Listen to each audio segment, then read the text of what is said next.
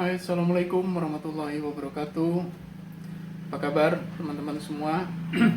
Khususnya kepada teman-teman dan rekan-rekan saya di dunia penerbangan, para airliners. Rasanya mungkin ini baru pertama kali saya menyapa teman-teman saya, para airliners, melalui channel YouTube saya ini. Dan apa kabar semuanya? Setelah hampir 2 tahun saya meninggalkan dunia penerbangan, eh, baru kali ini saya menyapa teman-teman semua lagi di sini. Eh, Sekarang sudah memasuki bulan Ramadan, tapi bulan Ramadan tahun ini sangat jauh berbeda dengan bulan Ramadan tahun-tahun sebelumnya karena adanya COVID-19. Gimana kondisi teman-teman di airlines? Kondisi teman-teman di dunia penerbangan secara umum? Saya tahu sekali, saya ikuti berita, meskipun hampir 2 tahun saya meninggalkan airlines, tapi saya tetap mengikuti perkembangan airlines, berita-berita di airlines, dan kondisi hari ini, sepanjang pengalaman saya pernah berkarir selama 22 tahun di airlines, inilah kondisi terberat yang harus dihadapi oleh industri penerbangan secara global, nggak cuma di Indonesia, tapi secara global, internasional. Meskipun industri lain pun juga sama terkena dampaknya juga. Karena COVID-19 ini benar-benar menghajar seluruh apapun yang ada di, ya kalau mau dibilang di muka bumi ini. Kehidupan kita berubah total karena COVID-19. Khususnya dunia penerbangan. Saya ikuti berita mulai dari airlines besar, bahkan sampai Emirates yang harus sementara waktu menghentikan operasional penerbangannya. Mereka pamit dari semua stasiun yang ada di luar Dubai. Qatar Airways juga menghentikan hampir semua penerbangannya, dan begitupun airlines besar lainnya. Hampir semua mereka menghentikan penerbangannya. Kalaupun masih ada yang terbang, hanya beberapa penerbangan rescue untuk menjemput warga negara mereka dari negara lain yang terdampak COVID-19 untuk dijemput pulang. Atau penerbangan kargo, freighter, baik itu freighter aircraft, pesawat kargo, maupun pesawat penumpang yang sudah diizinkan untuk membawa kargo. Itu hanya beberapa penerbangan saja. Artinya pasar di dunia penerbangan, pasarnya airlines saat ini semakin mengecil, bahkan amat sangat kecil sepanjang sejarah mungkin. Hanya beberapa penerbangan. Nah, yang terdampak di airlines dalam kondisi seperti ini, yang terdampak pertama kali adalah aircrew. Saya tahu sekali karena background saya juga aircrew. 18 tahun saya meniti karir sebagai pramugara, dari 0 sampai posisi terakhir saya Chief Flight Attendant atau Chief Cabin Crew di salah satu airlines domestik. Saya juga pernah jadi instruktur di salah satu airlines internasional. Jadi saya tahu sekali beratnya kondisi ini yang harus dihadapi oleh aircrew. Karena pada saat operasional, jangankan berhenti seperti saat ini, berkurang saja, operasional berkurang, penerbangan lagi low season, banyak rute-rute yang harus ditutup sementara, itu saja sudah berdampak kepada schedule-nya kru. Apalagi hari ini, banyak penerbangan yang tidak bisa dilaksanakan dan banyak pesawat yang harus di-grounded. Bisa dibayangkan airlines sebesar Emirates, sebesar KLM, sebesar Qatar Airways, sebesar Saudi Arabia, dengan jumlah armada yang sekian ratus pesawat wide body, yang satu set pesawatnya minimal itu 3 set. Kalau dikali satu pesawat, katakanlah saya dulu terbang di 747, satu pesawat itu kita satu set setidaknya minimal itu 18 kru, 2 pilot, 16 cabin crew, dikali 3, dikali sekian ratus pesawat, berapa banyak kru yang harus kehilangan pekerjaan saat ini, yang harus di grounded, yang harus dirumahkan, yang mungkin penghasilannya belum hilang 100%, tapi sudah pasti akan sangat amat sangat berkurang, bahkan mungkin bisa berkurang lebih dari 50%. Karena di banyak airlines pendapatan aircrew itu sebagian besar datang dari flight allowance, flying allowance, layover allowance-nya mereka dibanding gaji. Sekali lagi, saya cukup mengerti itu semua, cukup memahami itu semua, dan bahkan dalam kondisi seperti ini saya masih bisa merasakan kebingungan para airliners, teman-teman aircrew terutama, karena saya punya background 18 tahun sebagai pramugara, mulai dari 0 sampai terakhir saya pernah jadi supervisor, pernah jadi instructor, dan pernah jadi chief flight attendant atau chief cabin crew. Sehingga ini cukup, begitu ini terjadi, begitu saya dengar berita banyak airlines yang harus meng-grounded pesawatnya karena kondisi ini tidak bisa terbang, yang pertama saya bisa merasakan adalah apa yang dirasakan dan dikhawatirkan oleh teman-teman kru saat ini. Kemudian juga tidak kalah khawatirnya tentu teman-teman di manajemen airlines. Dalam kondisi seperti ini, tim manajemen harus berputar otak, harus cari 1000 cara untuk bisa mempertahankan perusahaan. Mempertahankan perusahaan saja dulu secara global, gitu loh. Karena kalau perusahaannya sudah tidak bisa dipertahankan, ya otomatis semua yang ada di dalamnya sudah nggak bisa dipertahankan. Tapi kalau perusahaannya masih bisa bertahan, ya mungkin kondisi terjelek adalah mengurangi beban yang ada di dalam perusahaan itu. Dan yang sering terjadi adalah mengurangi pegawai. Kembali lagi pada saat itu harus terjadi, yang sering kali pertama terkena adalah teman-teman aircrew. Kenapa? Kan tadi saya sampaikan, pada saat operasional berhenti, yang pertama tidak bekerja itu teman-teman aircrew. Dan begitupun akhirnya pada saat airlines harus mengurangi karyawan, yang sering kali pertama terkena adalah aircrew. Ini kondisi yang amat sangat menyedihkan. 4 tahun saya juga punya pengalaman di manajemen airlines. Ya, alhamdulillah saya pernah dapat amanah untuk menjadi salah satu board director di salah satu maskapai domestik. Sangat-sangat merasakan bagaimana susahnya memanage satu airlines, karena airlines itu industri yang padat modal, padat karya, padat SDM, tapi marginnya sangat tipis, profitnya sangat tipis. Itulah sebabnya timbul atau lahirnya low cost carrier yang harus menekan biaya operasional. Karena biaya operasional sangat tinggi sehingga marginnya sangat tipis. Kemudian lahirlah low cost carrier yang intinya menekan biaya operasional supaya margin bisa sedikit saja dinaikkan. Jadi mungkin kalau untuk orang umum, mereka tahunya hanya tiket murah, tapi mereka tidak pernah tahu atau mungkin bahkan tidak pernah mau mengerti kenapa airlines akhirnya harus melahirkan namanya low cost carrier dengan supaya tiket bisa murah, bisa dibeli, tapi biaya operasional tertutup dan mereka masih tetap dapat profit. Itu nggak mudah memikirkannya.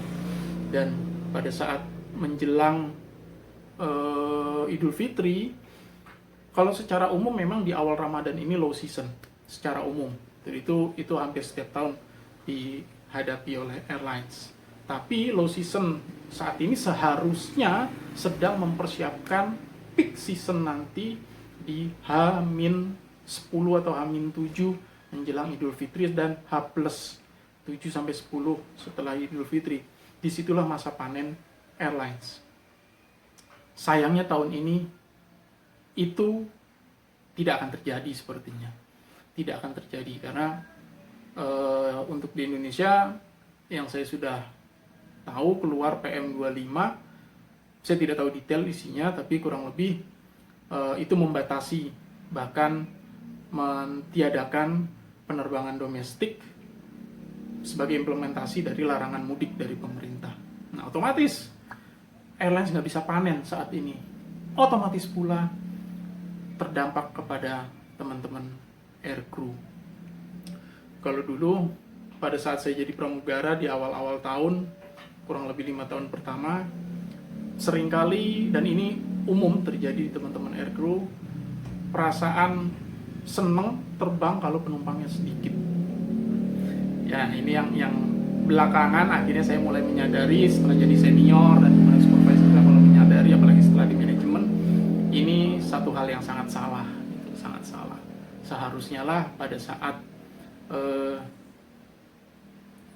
penumpang penuh, pesawat yang kita terbangin itu penuh, disitulah saat harusnya kita berbahagia gitu loh.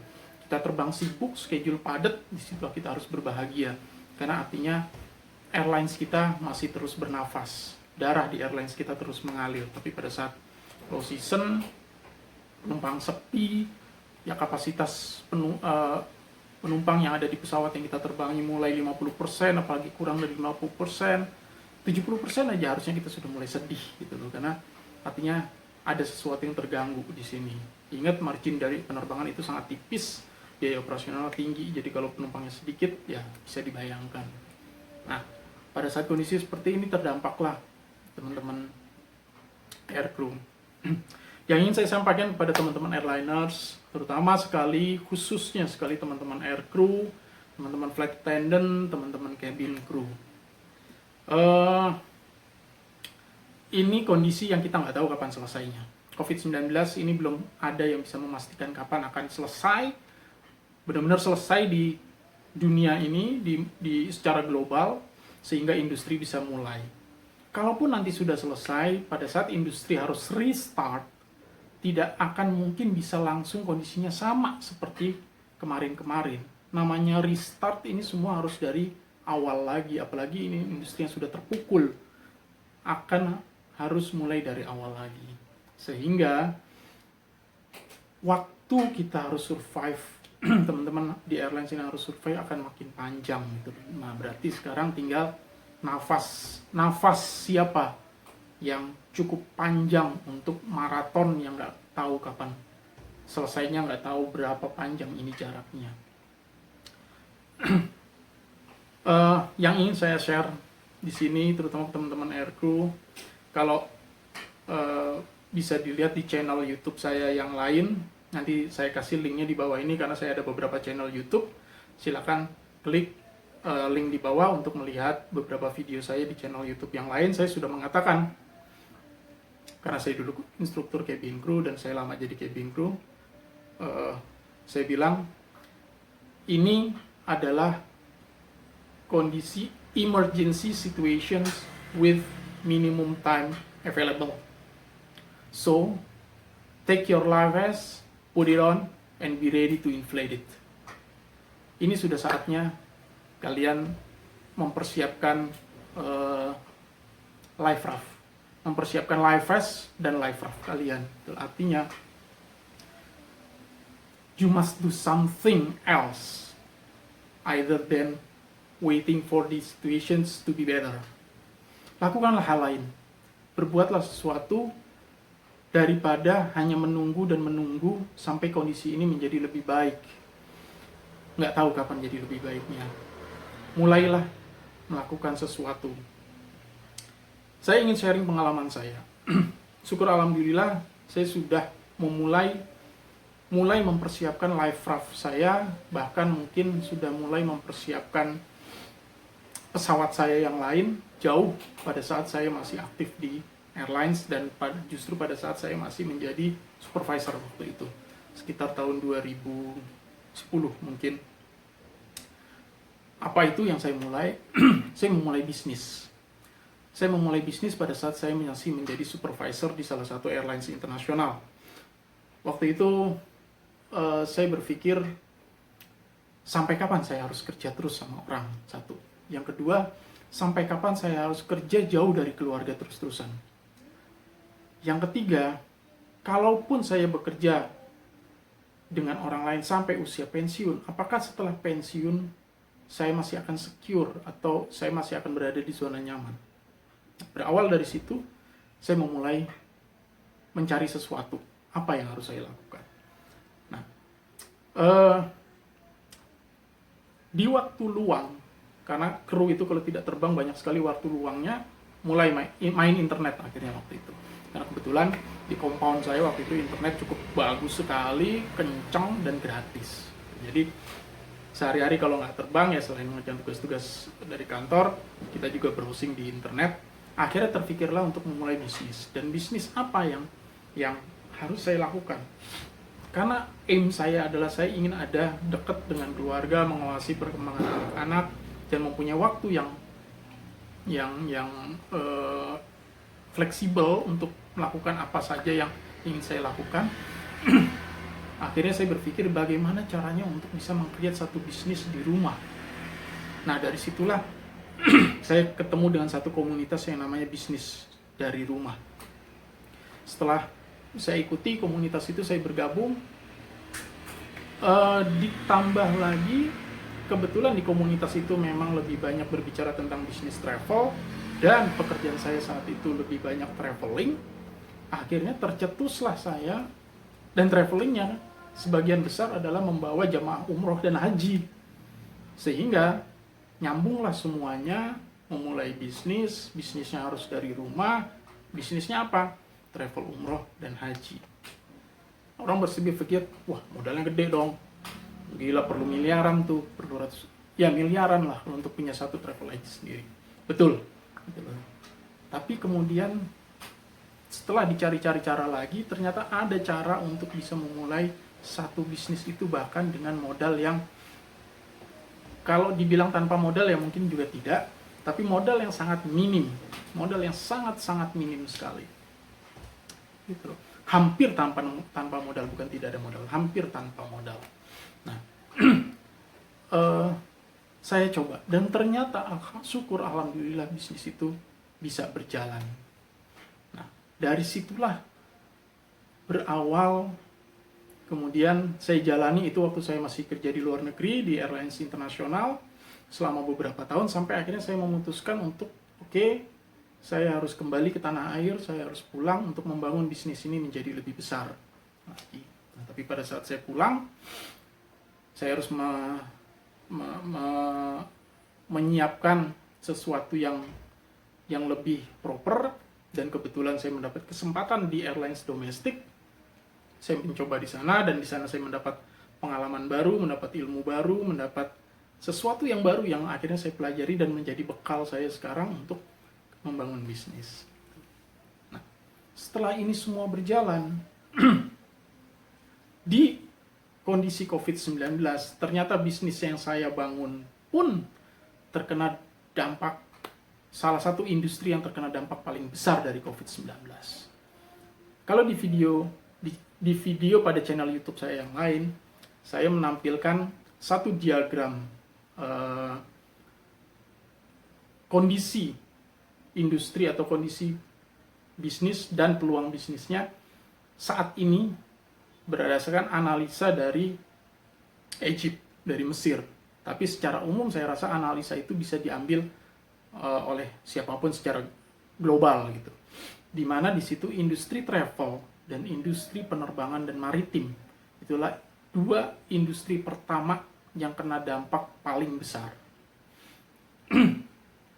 Kemudian diikuti oleh industri-industri lain, sampai akhirnya ada industri yang saat ini justru sedang bagus-bagusnya, yaitu medical supply, alat-alat kesehatan, food, kuliner, dan groceries, kebutuhan sehari-hari, kebutuhan dasar, kemudian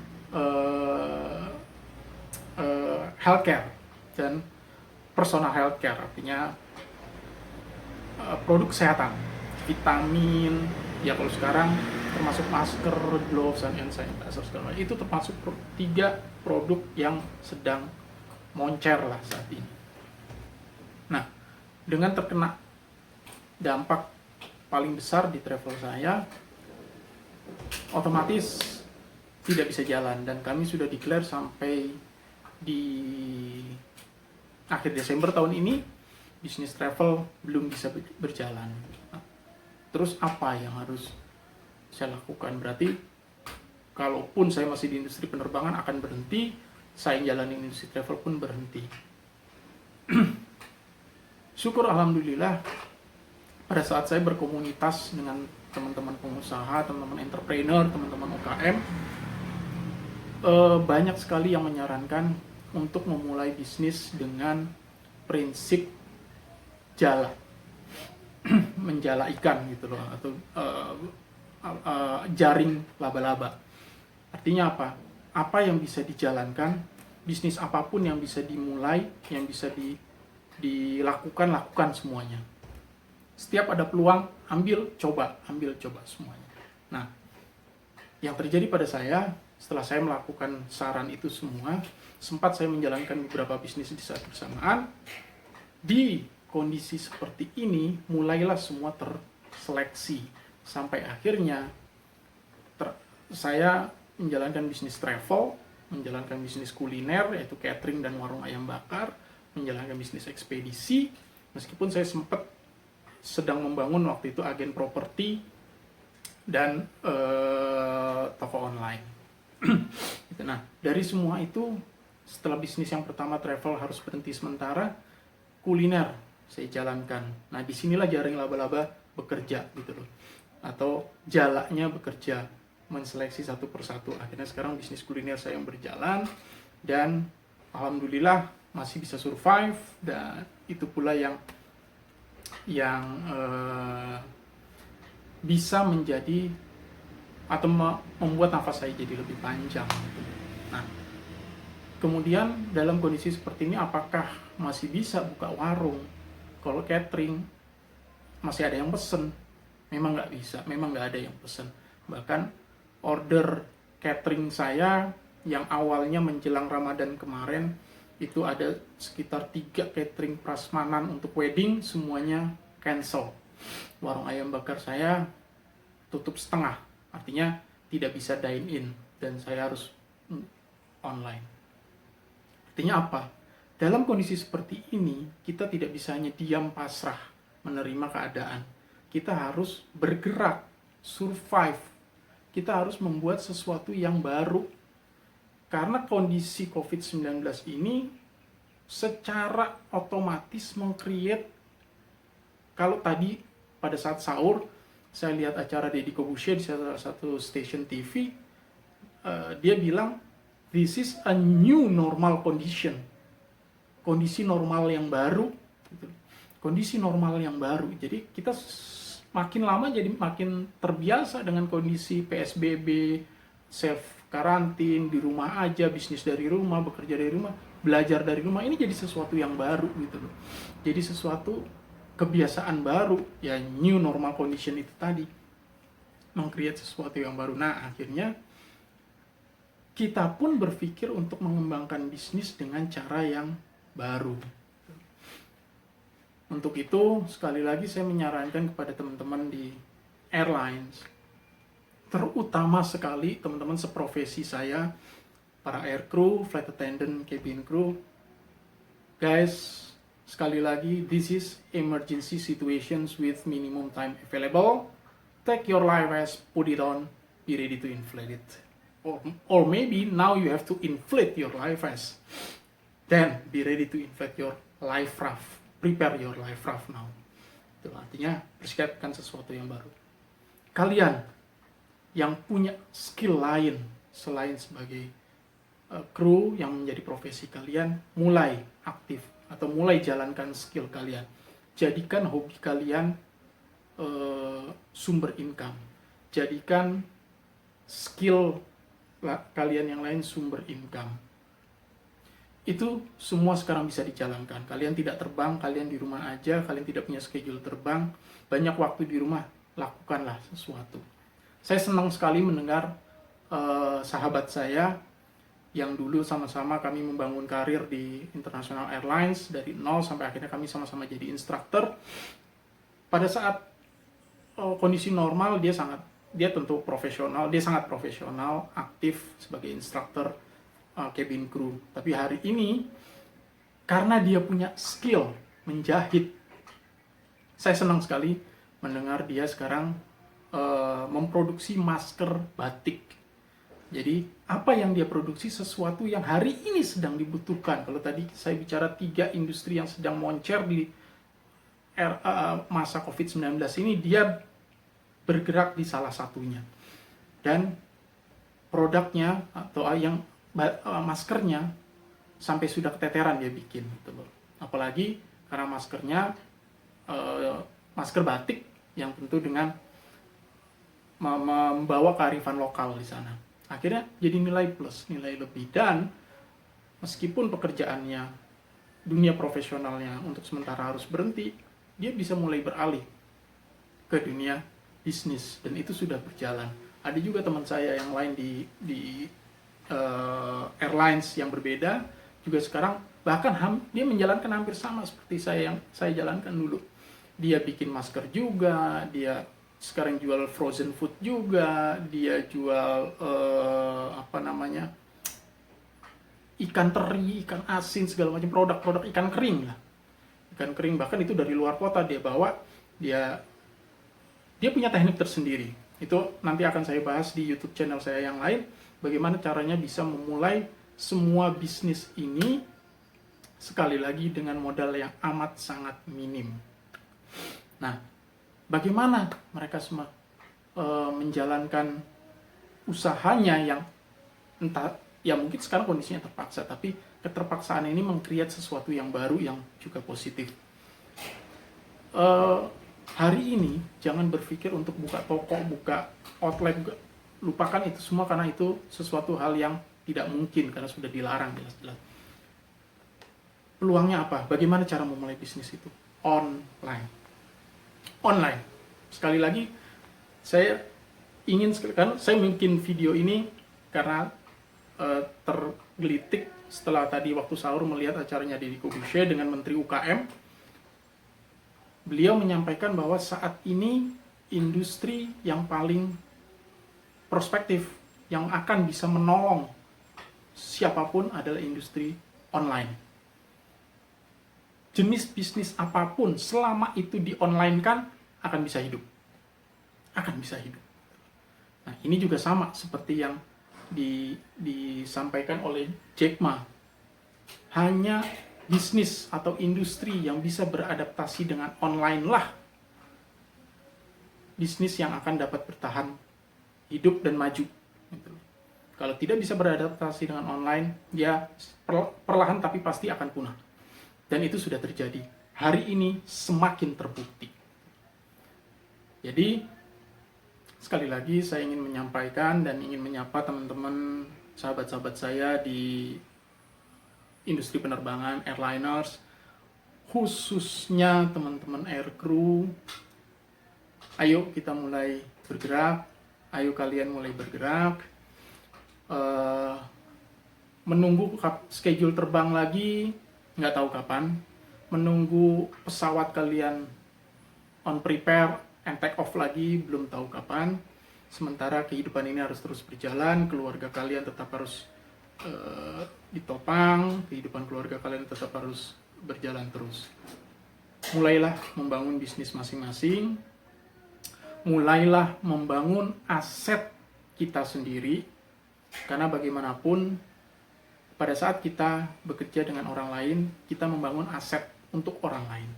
Saatnya lah sekarang membangun aset untuk kita dan keluarga kita sendiri.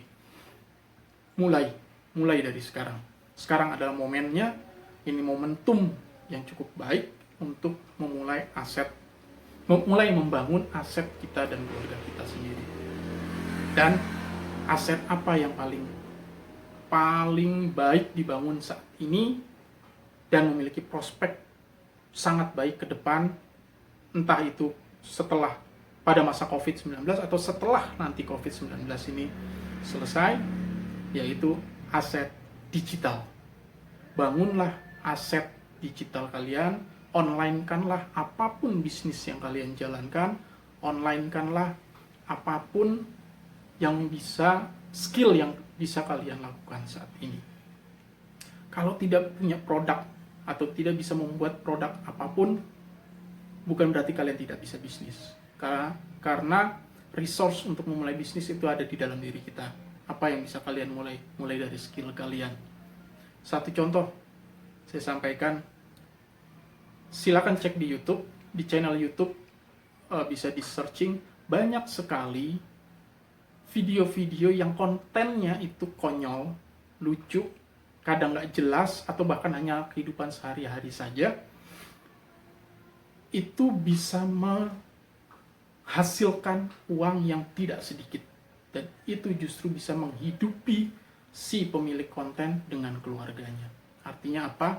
Hari ini tidak ada lagi alasan untuk tidak bisa memulai bisnis. Satu, hari ini tidak ada lagi alasan gaptek sehingga tidak memulai bisnis.